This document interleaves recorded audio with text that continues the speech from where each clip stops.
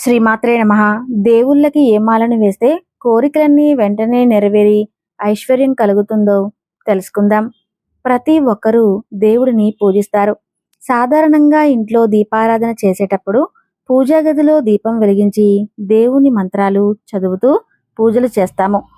అలాగే దేవాలయానికి వెళ్ళేటప్పుడు దేవునికి కొబ్బరికాయలు తీసుకువెళ్తాము. ఇవన్నీ ప్రతి ఒక్కరూ చేస్తారు. కానీ విశేషమైన పుణ్య ఫలితం దక్కాలంటే కొన్ని ప్రత్యేక మాలలను తయారు చేసి దేవుని పటాలకు వేసిన, దేవాలయానికి తీసుకువెళ్ళి దేవునికి సమర్పించిన దేవతలు ఎంతో సంతోషించి కోరిన కోరికలని వెంటనే నెరవేరుస్తారు. దైవానుగ్రహం సులభంగా పొందాలి అనుకునేవారు దేవునికి ఎలాంటి మాలలు సమర్పించాలి, ఏ మాలను సమర్పిస్తే ఎలాంటి శుభ ప్రయోజనాలు కలుగుతాయి అనే విషయాల గురించి ఈ వీడియోలో తెలుసుకుందాం. ముందుగా ఈ వీడియోకి ఒక లైక్ కొట్టి ప్రతి ఒక్కరూ జై శ్రీరామ్ అని కామెంట్ చేయండి. మనకు ఏ కష్టం వచ్చినా ముందుగా వెంకటేశ్వర స్వామిని వేడుకుంటాము. వెంకటేశ్వర స్వామికి అత్యంత ప్రీతికరమైన మాలలో తులసి ఆకుల మాల ఒకటి. తులసిని లక్ష్మీదేవి స్వరూపంగా భావిస్తారు. కాబట్టి తులసి మాలను విష్ణుమూర్తికి సమర్పిస్తే విష్ణువుతో పాటుగా లక్ష్మీదేవి అనుగ్రహం లభిస్తుంది. ఇంట్లో దీపారాధన చేసేటప్పుడు తులసి ఆకులను మాలగా కట్టి విష్ణుమూర్తి పటానికి వేసి నమస్కారం చేసుకోండి. అలాగే వెంకటేశ్వర స్వామి ఆలయానికి వెళ్ళేటప్పుడు కొబ్బరికాయతో పాటుగా తులసి మాలను తీసుకువెళ్ళండి. అదేవిధంగా తామర పూల మాలను విష్ణుమూర్తికి సమర్పిస్తే విపరీతమైన ధనప్రాప్తి అలాగే అష్టైశ్వర్యాలు సిద్ధిస్తాయని నమ్మకం. మల్లెపూలు సువాసనతో కూడి ఉంటాయి. మల్లెల మాలను విష్ణుమూర్తికి సమర్పిస్తే మానసిక ప్రశాంతత కలుగుతుంది. అలాగే కుటుంబంలో సుఖశాంతులు వెళ్లి విరుస్తాయి. ఇక అనారోగ్య సమస్యలతో బాధపడేవారు చామంతి పూలను మాలగా కట్టి విష్ణుమూర్తికి సమర్పించండి. మీ కుటుంబం మొత్తానికి దీర్ఘాయుష్యు ప్రాప్తిస్తుంది. దీర్ఘకాలిక అనారోగ్య సమస్యలు తొలగిపోయి సంపూర్ణ ఆరోగ్యం లభిస్తుంది. అలాగే చాలా మంది ఇళ్లల్లో శుభకార్యాలు సరిగ్గా జరగవు. ఏదో ఒక సమస్య ఏర్పడుతూనే ఉంటుంది. అలాంటి వారు మామిడి ఆకుల తోరణాన్ని విష్ణుమూర్తికి సమర్పించండి. శుభకార్యాలు దిగ్విజయంగా జరుగుతాయి. మీ ఇంట్లో సానుకూల వాతావరణం నెలకొంటుంది. లక్ష్మీదేవి ఐశ్వర్యానికి ఆది దేవత. మన ఇంటిపై లక్ష్మీదేవి ఆశీర్వాదం ఉంటే చాలు, మన ఇల్లంతా కనకవర్షంతో నిండిపోతుంది. కాబట్టి లక్ష్మీ కటాక్షాన్ని సులభంగా పొందాలి అనుకునేవారు ఎర్ర గులాబీ పూలను మాలగా కట్టి లక్ష్మీదేవి చిత్రపటానికి వేయండి. మీ ఇంటి ఆర్థిక సమస్యలన్నీ తొలగిపోయి మీ ఇంటి ఆదాయం విపరీతంగా పెరిగిపోతుంది. అలాగే లక్ష్మీదేవికి తామర పూలను సమర్పిస్తే కోరిన కోరికలన్నీ వెంటనే నెరవేరుతాయి. ఇక అత్యంత శక్తివంతమైన మాలలో యాలకుల మాల ఒకటి. 21 యాలకులను దారానికి తెచ్చి గుచ్చి లక్ష్మీదేవి చిత్రపటానికి వేయండి. జీవితంలో డబ్బు కొరత ఏర్పడకుండా లక్ష్మీదేవి అనుగ్రహం వెంటనే లభిస్తుంది. అలాగే ప్రతి శుక్రవారం దీపారాధన చేసేటప్పుడు మట్టి గాజులను దారానికి కట్టి లక్ష్మీదేవి చిత్రపటానికి వేయండి. ఆడవారికి దీర్ఘసుమంగళి ప్రాప్తి సిద్ధిస్తుంది. మీ భర్త ఆయుష్ పెరుగుతుంది. అలాగే ఏదైనా అమ్మవారి దేవాలయానికి వెళ్ళేటప్పుడు తప్పనిసరిగా నిమ్మకాయలను తీసుకొని వెళ్ళండి. నిమ్మకాయ మాలను అమ్మవారికి సమర్పిస్తే 7 తరాల ఐశ్వర్యం మీ కుటుంబానికి లభిస్తుంది. కుటుంబంలో ఎలాంటి కష్టాలు ఏర్పడకుండా ఉంటాయి.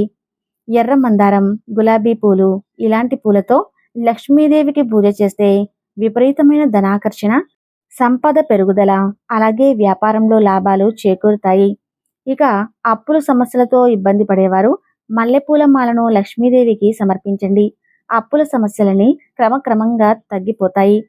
లక్ష్మీదేవికి తులసి మాలను సమర్పిస్తే తెలియక చేసిన పాపాలన్నీ నశించి ఐశ్వర్యంతో పాటుగా ఆయురారోగ్యాలు కలుగుతాయి. ఇక శివుడికి పూజ చేసేటప్పుడు భక్తులు వివిధ రకాల మాలలను సమర్పిస్తారు.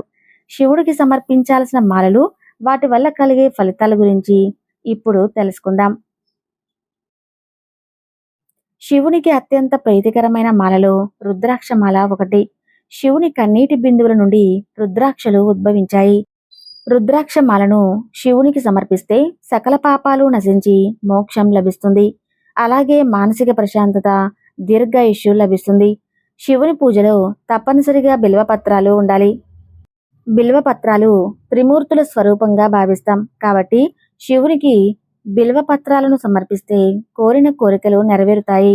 జీవితాంతం భోగభాగ్యాలు కలుగుతాయి. దరిద్రం తొలగిపోయి మీ సంపద వృద్ధి చెందుతుంది.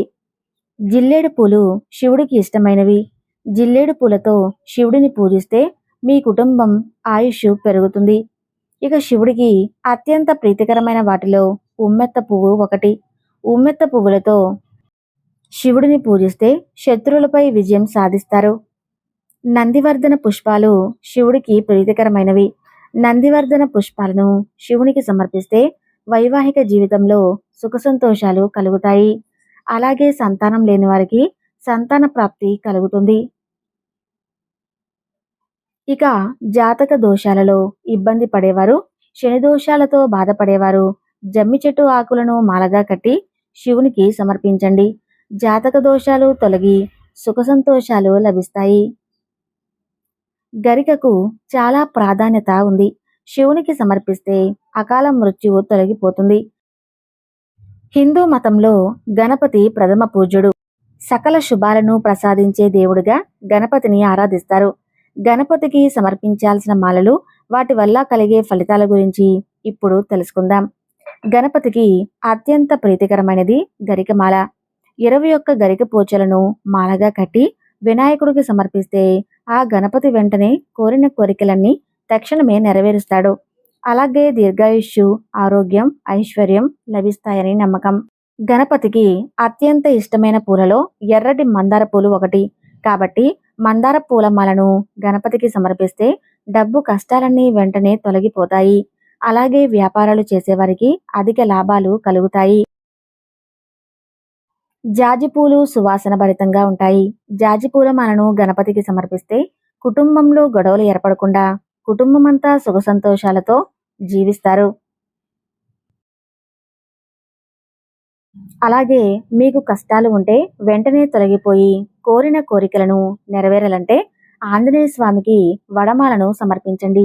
అలాగే శనగలను నానబెట్టి 108 శనగలను దారానికి గుచ్చి ఆంజనేయ స్వామికి సమర్పిస్తే జాతక దోషాలు తొలగి విపరీతమైన అదృష్టం కలిసి వస్తుంది.